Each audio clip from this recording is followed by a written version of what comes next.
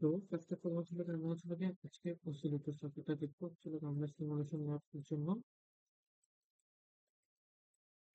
তো এই অসিলেটর সার্কিটটা কি? অসিলেটর সার্কিট গুলো মূলত হচ্ছে আমরা একটা সিগন্যাল জেনারেট করে, এটাতে কোনো হচ্ছে ইনপুট সোর্স থাকে না, এই শুধুমাত্র হচ্ছে কি করে যে বাইসিংটাকে কাজে লাগায় ইন্টারনাল ভাবে। ও হচ্ছে কি জিনিসটাকে বিভিন্ন যে স্কোয়ার ওয়েভ কিংবা সাইন ওয়েভ হচ্ছে জেনারেট করে।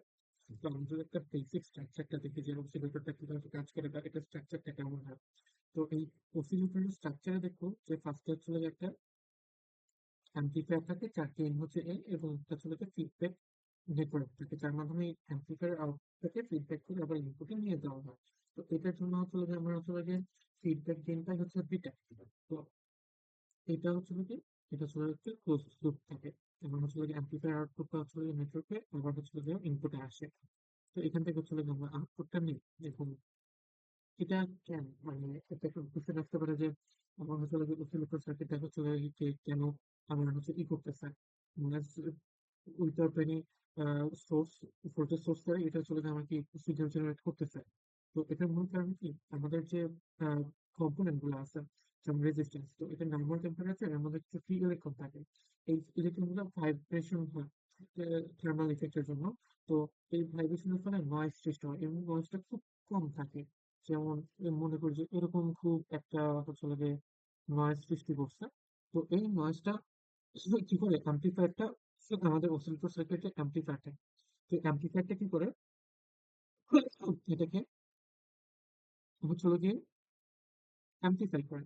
তো এটাকে অ্যাম্প্লিফাই করে বড় করে, দেন এটাকে যখন আমরা ফিডব্যাক নেটওয়ার্ক দিয়ে যখন আবার এই অ্যাম্প্লিফায়ারে পাঠাই, তো ও কি করে এই ফিডব্যাক নেটওয়ার্কটা একটা হচ্ছে ফিল্টারের মতো কাজ করে। ও এই যে অ্যাম্প্লিফাইড যে নেটওয়ার্কটা আছে, এই নেটওয়ার্কটা থেকে আমার যে কাঙ্ক্ষিত, আমি যে ফ্রিকোয়েন্সি মনে করছি 50 কিলো হার্টজ ফ্রিকোয়েন্সির আমি সিগন্যাল চাই, তো এই 50 কিলো হার্টজটাকে বাদ দিয়ে বাকি সবগুলোকে কি করে দেয়, মানে স্টপ করে দেয়। মানে এটা থেকে চলে গিয়ে যে ন্যারো ব্যান্ড পাসের মতো কাজ করে। দেন ওটাকে পাস করে আবার দেয় এবং এটাকে আবার অ্যাম্প্লিফাই করে এবং এটা চলতে থাকে। এবং এই যে আমার হচ্ছে গেইন এ এবং এই বিটা, এই দুটো গুণফলটা কে বলা হয়েছিল যে আমার লুপ গেইন। এবং আমরা যে আমাদের অসলিউশন হওয়ার জন্য দুইটা রুলস ক্রাইটেরিয়া মেনটেন করা লাগে, যে পার্টিশন ক্রাইটেরিয়া বলে। তো এর মধ্যে একটা ক্রাইটেরিয়া হচ্ছে আমার ক্লোজ লুপ, এই পুরো ক্লোজ লুপে আমার হচ্ছে লুপ গেইনটা অন হইতে হবে। কেন অন হইতে হবে? কারণ এখানে অ্যাম্প্লিফায়ার, এখানে অ্যাম্প্লিফাই হইতেছে সিগন্যালটা। দেন এখানে হচ্ছে কি, ও হচ্ছে কমে, মানে বেড়ে যাইতেছে অ্যাম্পলিটিউড, এখানে আবার কমান লাগবে। কারণ আমার যদি এখানে বাড়তেই থাকে ক্রমাগত, এখানে যদি না কমাই আমরা, তাহলে দেখা গেছে যে সিগন্যালটা অনেক বড় চলে আসবে, তো ওটা আমাদের কোনো কাজে লাগবে না। সেই জন্য একবার এখানে অ্যাম্প্লিফাই হইতেছে, এখানে ফিল্টার হইতেছে, আবার অ্যাম্প্লিফাই করে কমায় দিতেছি সিগন্যালটা, দেন আবার এখানে যে অ্যাম্প্লিফাই হইতেছে এবং এভাবে চলতেছে। এবং দেন ফাইনালি হচ্ছে আমরা এখানে আমাদের কাঙ্ক্ষিত আমাদের স্মুথ সিগন্যালটা পাই। আর এখানে কি হয়েছে, এখানে আমাদের কি এখানে যে গেইন হচ্ছে পার্টিশন ক্রাইটেরিয়া হচ্ছে একটা হচ্ছে আমার কি, আমার হচ্ছে ক্লোজ লুপের গেইনটা হচ্ছে ক্লোজ লুপ গেইনটা অন হইতে হবে। এবং হচ্ছে আমার কি এই পুরো লুপে আমার হচ্ছে যে ফেজ শিফটটা হচ্ছে কত হইতে হবে, ফেজ শিফটটা হচ্ছে 0 অথবা হচ্ছে আমার 360 ডিগ্রি হইতে হবে। এটা হচ্ছে আমাদের অসিলেশনের মেইন বেসিক জিনিসটা, যে জিনিসটা কেন কাজ করে, কেন ওখান থেকে হচ্ছে সিগন্যালটা ক্রিয়েট হয়, এটাই হচ্ছে মেইন কাহিনী। তো হ্যাঁ, এটা অসিলেটরের বেসিক কাহিনী। এরপরে আমরা কি আমাদের ল্যাবের জন্য যেটা ফার্স্টে দেখছি সেটা আমাদের কি ফ্রি রানিং মাল্টিপ্লাইয়ের টুকটা দেখবো।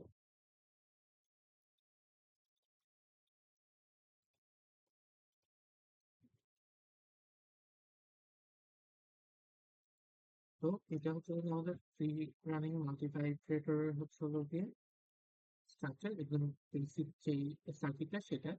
তো এটা হচ্ছে কাজ কিভাবে করে। তো আমরা ফাইনালি একদম প্রাইমারি ধরে নিই যে এখানে আমার এটার আউটপুটটা আমার পজিটিভ স্যাচুরেশনে আসে, মানে এখানে যদি 15 ভোল্ট হয়, ওই 15 ভোল্টে আসে। আর এটা নেগেটিভ স্যাচুরেশন। তো যখন এটা পজিটিভ স্যাচুরেশন আছে, তো এখানে কি একটা ভোল্টেজ ডিভাইডার আমরা দেখতে পারতেছি সার্কিট, তো এখানে একটা ভোল্টেজ পাইতেছি, এটা কি হচ্ছে, এটা হচ্ছে গিয়ে আমাদের V plus.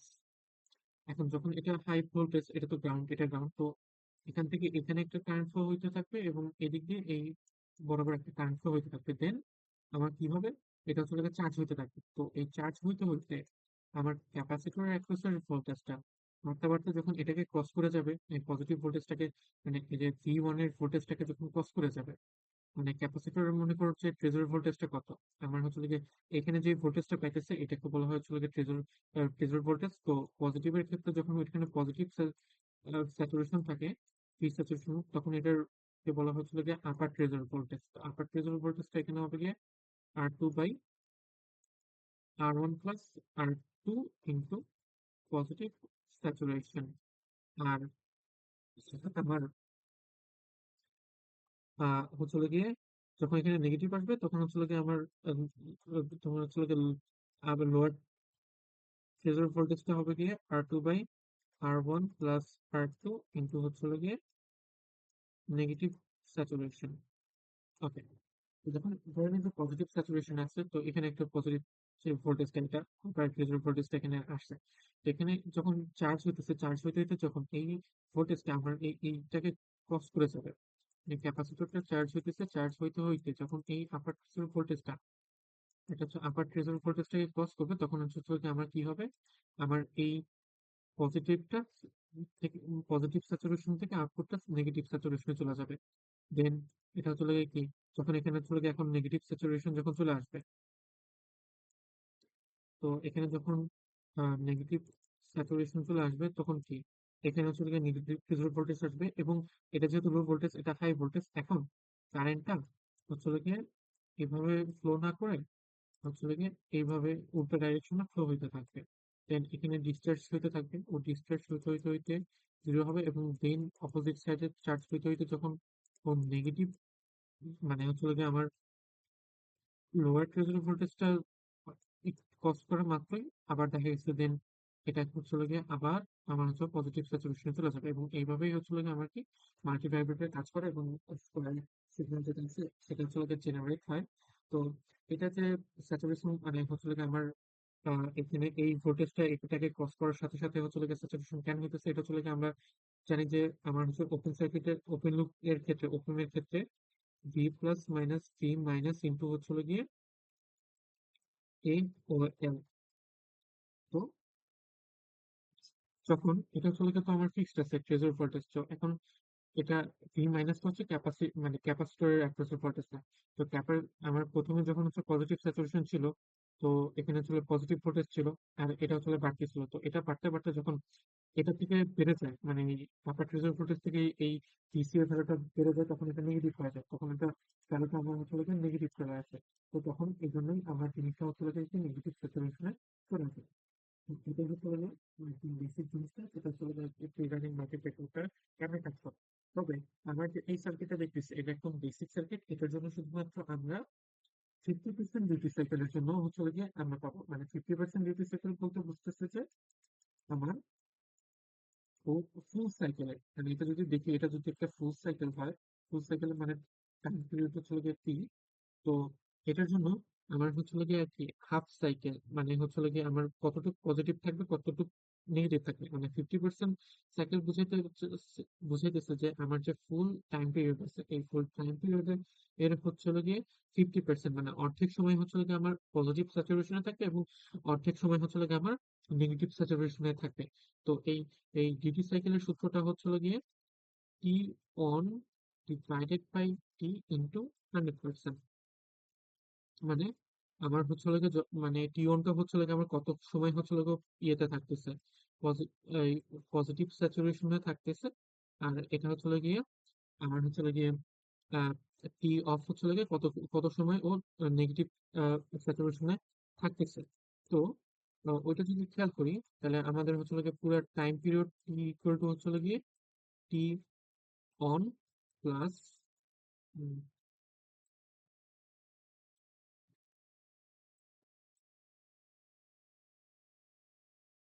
T on plus T off. Okay, এখন আমার হচ্ছে হলো গিয়ে R1 R2 গেল। এখন হচ্ছে হলো গিয়ে আমরা যদি এটার জন্য সার্কিটটা ডিজাইন করতে থাকি সেক্ষেত্রে আমরা যদি ওই ডেরিভেশন করে আমরা হচ্ছে হলো গিয়ে এই T1 এর একটা equation pi. T1 equal to হচ্ছে হলো গিয়ে RC শুধুমাত্র এই সার্কিটের জন্য। এই সার্কিটের জন্য এই সার্কিটের T1 আর T2 টা মানে T অফটা হচ্ছে হলো গিয়ে থাকে, সমান থাকে।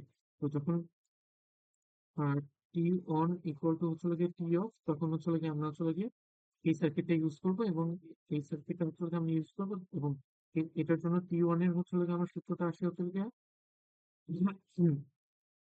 T1 ইকুয়াল টু RC লন R1 plus twice R2 divided by R1। এখানে আমরা R1 এবং R2 এর ভ্যালুটা বসাবো এবং এখানে হচ্ছে C এর একটা ভ্যালু ধরে নিব, দেন ওখান থেকে আমরা হচ্ছে গিয়ে T1 এর ভ্যালুটা যদি আমাকে ফ্রিকোয়েন্সি দেওয়া থাকে এবং ফ্রিকোয়েন্সি যদি দেওয়া থাকে, তো ফ্রিকোয়েন্সির জন্য কি করব, আমরা টাইম পিরিয়ডটা বের করতে নেব। টাইম পিরিয়ড কি, 1/ফ্রিকোয়েন্সি, দেন ফ্রিকোয়েন্সি থেকে আমরা চলে গিয়ে ডিউটি সাইকেল যদি আমার দেওয়া থাকে, তো ওই ডিউটি সাইকেল থেকে মানে এটাই আমার এই সার্কিটে 50% ডিউটি সাইকেল। তো এই ক্ষেত্রে আমার হচ্ছে গিয়ে টাইম পিরিয়ড থেকে দুইটা ভাগ করলে হচ্ছে গিয়ে আমি T1 টা পাবো, দেন T1 এর জন্য হচ্ছে গিয়ে সি এর ভ্যালুটা পাবো, সি এর ভ্যালুটা বসাবো, T1 বসাবো এবং R1 আর R2 এর ভ্যালুটা বসে হচ্ছে গিয়ে আমরা কি আর এর ভ্যালুটা বের করে নিয়ে সার্কিটটা ডিজাইন করতে পারবো। তো এখানে এরকম হতে পারে যে আমরা R1 আর কি করি, আমরা এখানে হচ্ছে গিয়ে R1 আর হচ্ছে গিয়ে R2 এর ভ্যালুটা কেমনে মেজার করবো, তো ওইটার জন্য আমরা হচ্ছে গিয়ে ট্রেজার ভোল্টেজ ইউজ করবো।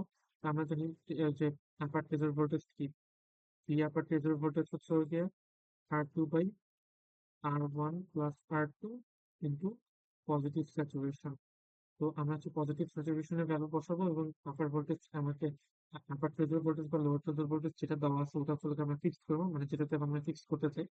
তো এই ভ্যালুটা বসাই আমরা আসলে একটা রিলেশন বের করবো যে R1 আর R2 এর রিলেশনকে, দেন R2 এর একটা ভ্যালু ধরবো, দেন R1 এর ভ্যালু পাবো, R2 এর একটা ভ্যালু আমরা হচ্ছে ধরে নিব, দেন হচ্ছে গিয়ে আমি R1 এর ভ্যালুটা বের করে আমি হচ্ছে পুরো সার্কিটের ডিজাইনটা করতে পারবো। এটা শুধুমাত্র যখন আমরা হচ্ছে গিয়ে ডিউটি সাইকেলটা হচ্ছে গিয়ে মানে 50%, তার মানে হচ্ছে গিয়ে আমার যখন T1 equal two T of, এবং আরেকটা শর্ত আসবে, সেটা হচ্ছে গিয়ে আমার আপার ফেজার ভোল্টেজের ভ্যালু আর হচ্ছে গিয়ে আমার লোয়ার ফেজার ভোল্টেজের ভ্যালুটা হচ্ছে গিয়ে সমান হবে, মানে আবার এই ভোল্টেজটা আর হচ্ছে গিয়ে এই ভোল্টেজটা হচ্ছে গিয়ে আমার সমান হবে। তো সেই ক্ষেত্রে শুধুমাত্র হচ্ছে গিয়ে আমরা এই সার্কিটটা হচ্ছে গিয়ে আমরা ইউজ করতে পারবো।